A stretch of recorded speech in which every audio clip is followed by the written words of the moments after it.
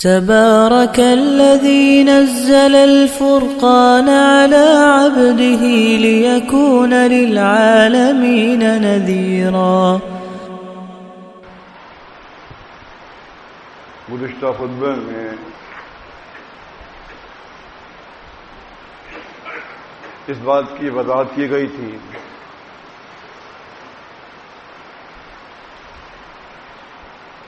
کہ محض لا الہ الا اللہ پڑھ لینے سے اور عمل چھوڑ دینے سے نجات نہیں ہوتی۔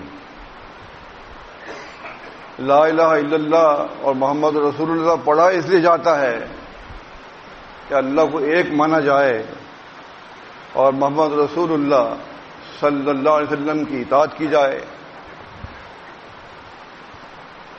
اگر کوئی آدمی کلمہ پڑھ کے نہ وہ اللہ کو ایک مانتا ہے، نہ نبی صلی اللہ علیہ وسلم کی پیروی کرتا ہے، تو وہ پھر کس بات کو امید لگاتا ہے کہ اس کو اللہ معاف کر دے گا یا بخش دے گا؟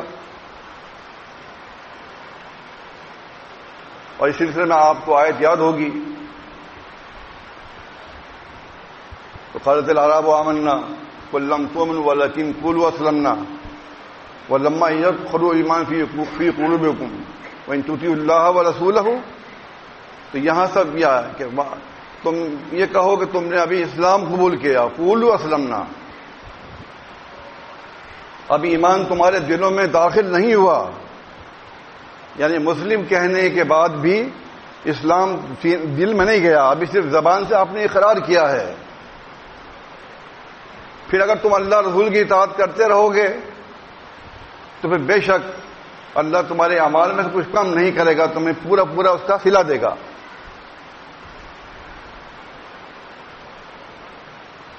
وہ صحیح بخاری کی حدیث کہ جب اللہ کے رسول صلی اللہ علیہ وسلم اچانک لاپتہ ہو گئے اور صحابہ کرام پریشان ہوئے، اور ابو ہریرہ رضی اللہ عنہ نے ایک باغ میں جا کے ان سے ملاقات کر لی، اور گئے بھی بڑی چوری سے، مین دروازے سے نہیں گئے، جانے نہیں دیا۔ آپ نے پوچھا بھیا ابا ہریرہ تھا، اے ابو ہریرہ کیا ہوا، پریشان کیوں ہو؟ تو کہا کہ اللہ کے رسول صلی اللہ علیہ وسلم ہمیں خطرہ تھا کہ دشمن آپ کو نقصان نہ پہنچا دے، آپ مل نہیں رہے تھے، تو آپ کو تلاش کرتے ہوئے یہاں پہنچا ہوں میں۔ تو آپ نے فرمایا کہ یہ جوتیاں میری لے جاؤ اور مسلمین میں یہ اعلان کر دو جس نے لا الہ الا اللہ پڑھا وہ جنت میں گیا۔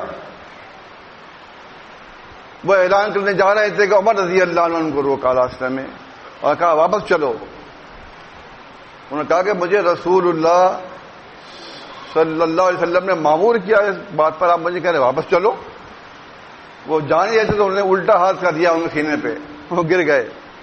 بہرحال وہ پریشان روتے ہوئے سمجھ لیں کہ آئے اور کہا کہ اللہ کے رسول صلی اللہ علیہ وسلم مجھے عمر نے ایسے کیا۔ اتنے عمر بھی خطابی ہی چلے گئے ان کے پیچھے پیچھے،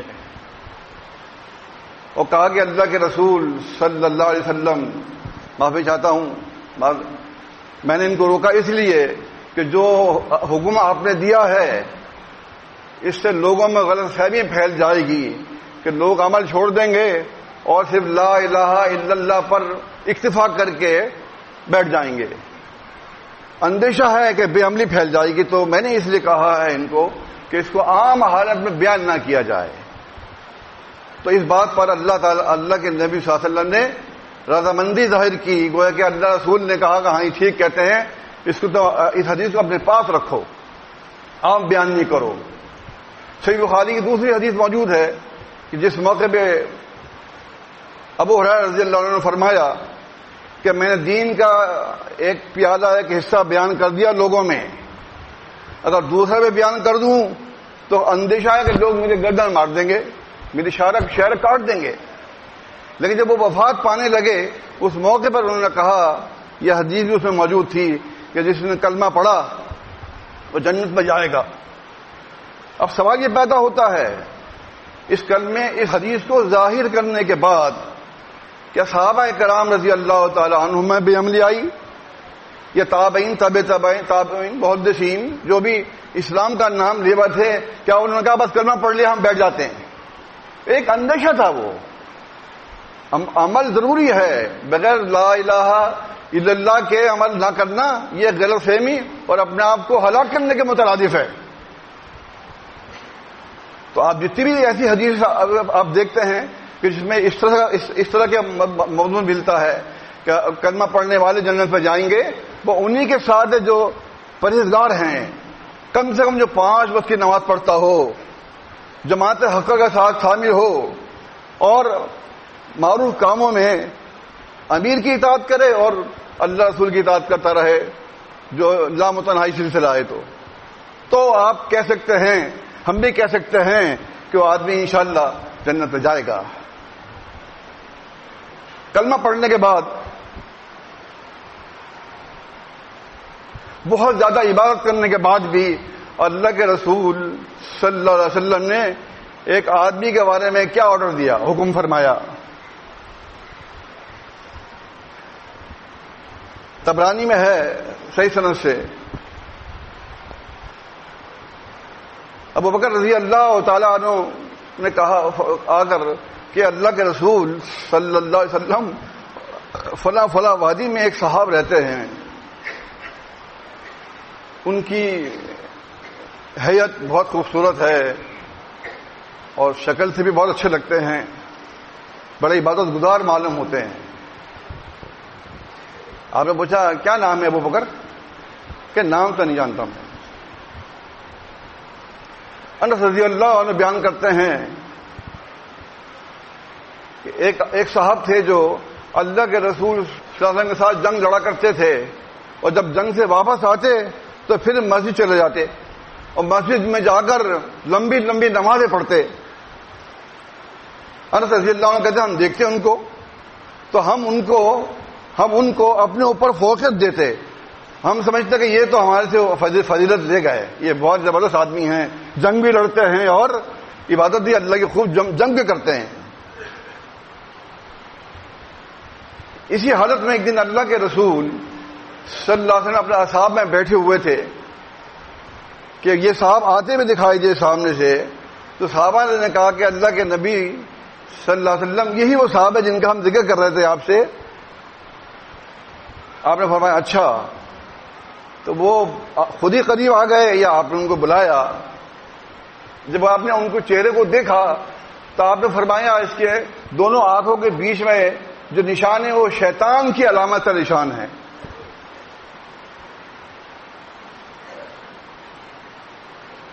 پھر وہ اور قریب آ گیا، جہاں آپ بیٹھے ہوئے تھے وہاں آ کے ٹھہر گیا۔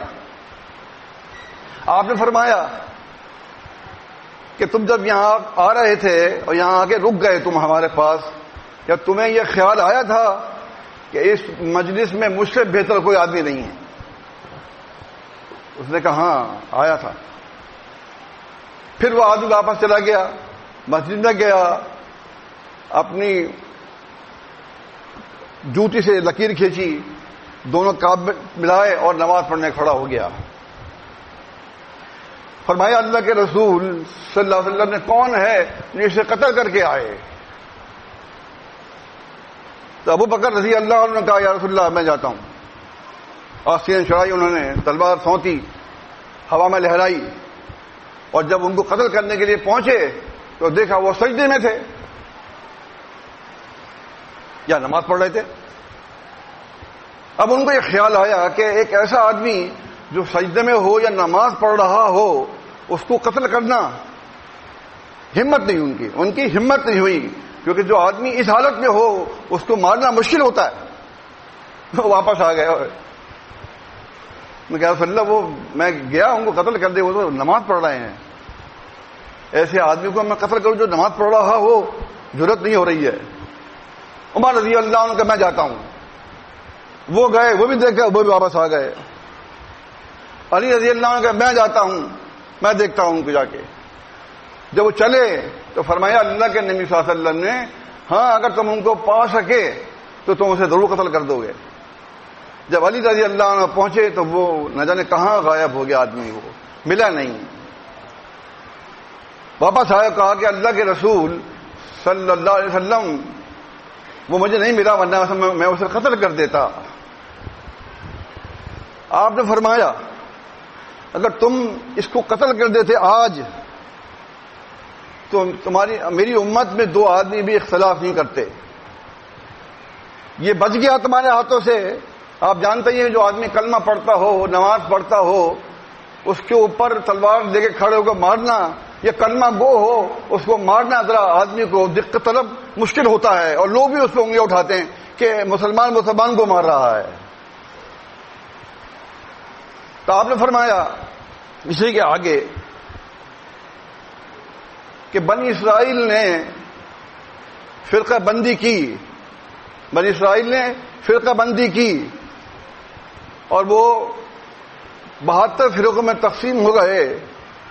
الا ملت الواحدہ, اگر ایک ملت جو ہے وہ اس میں شامل نہیں ہوئی وہ جنت پہ جائے گی. اور بتایا آپ نے ہیل جماعت, اور وہ جماعت ہوگی ان کی بھی. تو معلوم یہ ہو رہا ہے کہ اگر اس وقت ایک ایسا آدمی جو نمازی پرہیزگار ہے, جنگیں لڑتا ہے, اللہ کے نبی صلی اللہ علیہ وسلم کے عہد مبارک میں ہے, اس کے باوجود بھی وہ اس کا عقیدہ خراب تھا, وہ اپنے آپ کو اتنا بہتر سمجھ رہا تھا کہ نبی علیہ السلام میں اس کے سامنے کوئی چیز نہیں تھی. تو بتائیے پھر ایسا کلمہ پڑھنا, ایسی نماز پڑھنے کا کیا فائدہ ہوگا؟ وہ بیکار ہے. ایسے آدمی کو قتل کرنے کا حکم ہے. سوچیں. استغفر اللہ. الحمدللہ سبحان اللہ وبحمدہ عدد خلقہ ورضا نفسہ وزنة عرشہ ومداد کلماتہ. ان الحمد للہ نحمدہ ونستعینہ ونستغفرہ ونعوذ باللہ من شرور انفسنا ومن سیئات اعمالنا. من يهده الله فلا مضل له ومن يضلل فلا هادي له واشهد ان لا اله الا الله وحده لا شريك له واشهد ان محمدا عبده ورسوله. اللهم صل على محمد وعلى آل محمد كما صليت على إبراهيم وعلى آل إبراهيم إنك حميد مجيد. اللهم بارك على محمد وعلى آل محمد كما باركت على إبراهيم وعلى آل إبراهيم إنك حميد مجيد. أما بعد فإن خير الحديث كتاب الله وخير الهدي هدي محمد صلى الله عليه وسلم وشر الأمور محدثاتها وكل محدثة بدعة وكل بدعة ضلالة وكل ضلالة في النار.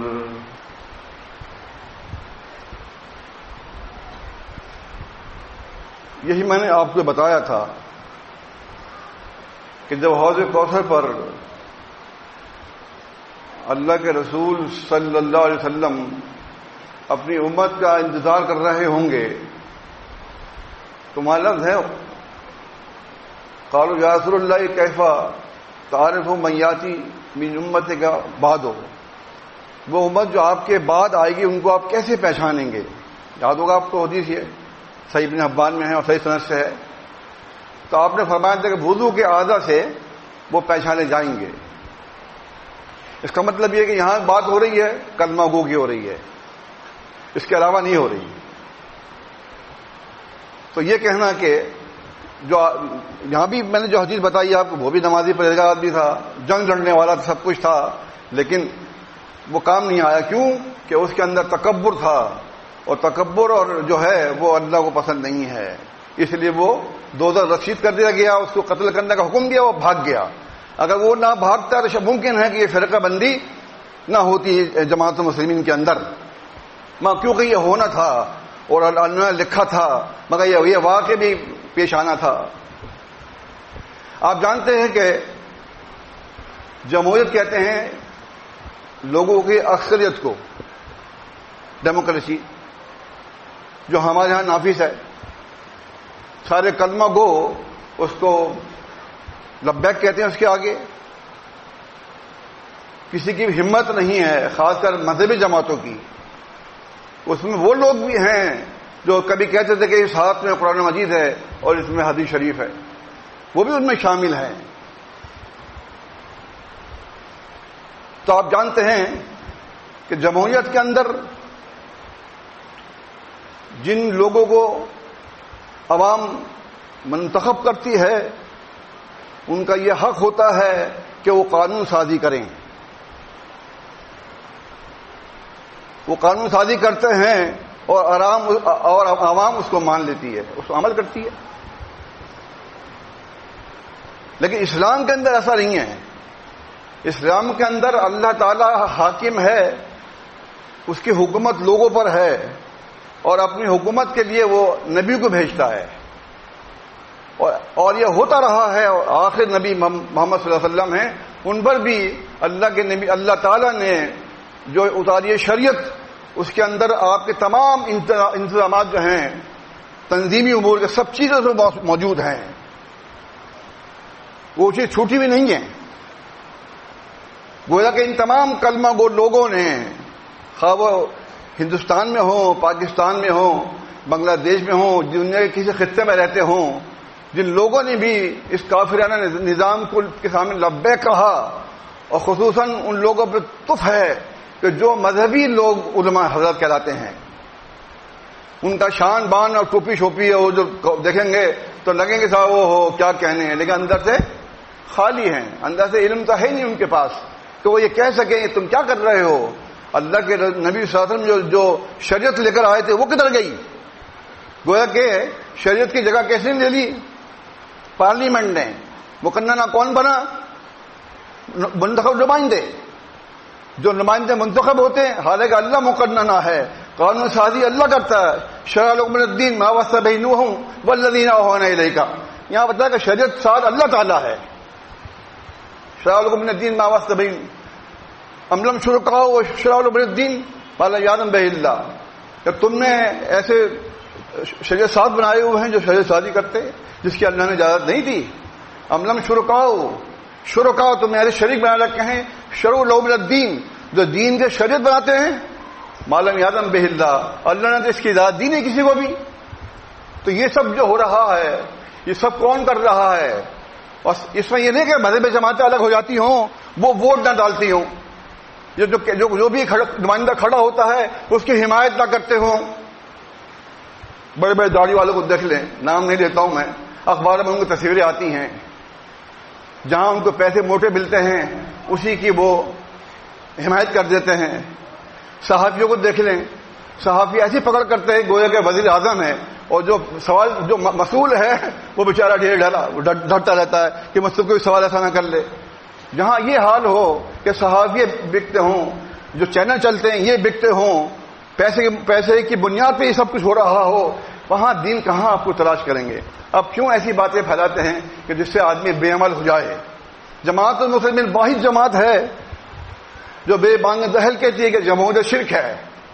جمہوریت کو ہم نہیں مانتے, یہ متوازی شریعت ہے جو کافروں نے بنائی ہے, اللہ کی بنائی ہوئی شریعت نہیں ہے. آپ سب جانتے ہیں اس کو. توحید المسلمین میں باقاعدہ مفتی احمد صاحب رحمۃ اللہ علیہ وہ بتا گئے. کیا بتایا انہوں نے بتایا کہ اسلام میں حاکمیت اللہ کی ہے اور جمہوریت میں عوام کی. اسلام میں سرچشمہ طاقت اللہ تعالیٰ ہے, جمہوریت میں عوام سرچشمہ طاقت ہے. آپ دیکھیں اخبار کھول کے پڑھیے, کہیں اللہ کا نام نہیں ہوگا کہ اللہ ہمیں ترقی عطا فرمائیے, عوام عوام عوام جمہوریت اور ڈیموکریسی. جہاں سب یہ ہو رہا ہو, بہرحال یہ سب وہی کر رہے ہیں جن کے بارے میں آپ کہتے جی یہ مسلمان ہیں. آپ نے کیا فرمایا کہ اسلام میں مقننہ قانون بنانا اللہ کا کام ہے اور ہمارا کام ہے اس کو نافذ کرنا. بے چوں چلا, اس میں کوئی چیز بھی کم بیشی نہیں کر سکتے آپ. جو اللہ نے قانون دیا ہے من و ان, ویسے ہی اس کا نفاذ کرنا ہے آپ کو. آپ کو نفاذ کا آرڈر ہے, بنانے کا نہیں ہے. بنا تو دیا اللہ تعالیٰ نے رسولوں کے ذریعے سے. صحیح بخاری کی حدیث ہے, حذیفہ رضی اللہ عنہ بیان کرتے ہیں. میں ایک بات بتا رہا ہوں, اس کے آپ دیکھ کتنی احتیاط ہے. جو دعا ہم پڑھتے ہیں سوتے وقت, اس میں ایک جگہ آتا ہے نبی کا الذی ارسلتا, انہوں نے پڑھ دیا رسولک الذی ارسلتا. کیا پڑھا؟ رسولک الذی ارسلتا. وحی میں کیا اترا؟ نبیک الذی ارسلتا. نبی رسول ایک ہی بات ہے. یہ سوچتے ہوئے صحابی نے بجائے نبی کے رسول کہہ دیا، اور جب سنایا اللہ کے نبی صلی اللہ علیہ وسلم کو دعا تو آپ نے فرمایا وہی کہو جو وحی میں نازل ہوا ہے. کیا نازل ہوا ہے؟ نبیک الذی ارسلتا. وہاں وحی میں نبی اترا ہے، رسول نہیں اترا. حالانکہ اس میں کوئی قباحت نہیں تھی، لیکن جہاں پر اتنی روک ٹوک ہو، شریعت کی پابندی کی اتنی یعنی کہ تنقید کی جگہ دیکھا جا رہا ہو، تو آپ جانتے ہیں وہاں اتنا کچھ کر جائیں جس کا کوئی حساب و کتاب ہی نہیں ہے. بتائیے کس طرح آپ بچ سکیں اللہ کے ہاں؟ یہ اللہ کا احسان ہے ہم سب لوگوں پر. اس بڑے فتنے کے دور کے اندر آپ کو ایک جماعت المسلمین عطا کر دی جس کا نام اور جس کا کام قرآن حدیث کے مطابق ہے. یہ نہیں صرف جماعت المسلمین بس نام کی ہے، نہیں، کام بھی دیکھیے آ کے یہاں پہ. آپ کام کو بھی چیک کیجئے، جبھی آپ کہیں گے کہ ہاں جماعت المسلمین جو ہے صحیح ڈگر پر اور صحیح راستے پہ چل رہی ہے. ایسے لوگ آتے جاتے رہتے ہیں کہ جو لوگوں کا عقیدہ خراب کرنے کے لیے کھڑے جاتے ہیں. ان کا حشر دیکھیں نہیں آپ، گزشتہ مہینوں میں گزشتہ سالوں میں ان کا کیا انجام ہوا اور وہ کہاں جا کر بیٹھے ہوئے ہیں.